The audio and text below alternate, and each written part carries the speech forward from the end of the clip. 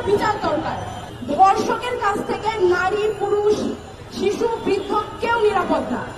ধর্ষককে নারী হিসেবে, পুরুষ হিসেবে, ক্ষমতাসীন হিসেবে দেখা বন্ধ করে যতদিন না শুধুমাত্র ধর্ষক এবং অপরাধী হিসেবে দেখা শুরু হবে, ততদিন না ভারতে, না বাংলাদেশে, না ভিয়েতনামে, না চায়নায় কোন জায়গায় ধর্ষণের বিচার হবে না।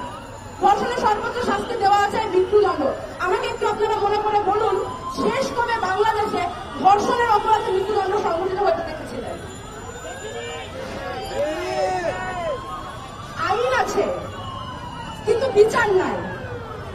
যখন বিচার চাওয়া হয় তখন বলা হয় আমরা তো আইন করেছি, আর কি আইন করতে পারি। আইনটা করা হয় কিন্তু বিচারটা করবে কে? আর এই বিচার যদি জনগণ নিজের হাতে তুলে নেয়, তখন সেখানে চলে আসে মব জাস্টিস, নিরীহ মানুষদের প্রাণের উপরে তখন আশঙ্কা চলে আসে। তাহলে বিচারটা করবে কে? এই পৃথিবী জুড়ে নারীদের প্রতি, শিশুদের প্রতি যৌন সহিংসতার বিচারটা করবে কে? আইন তো দেশে দেশে হচ্ছে।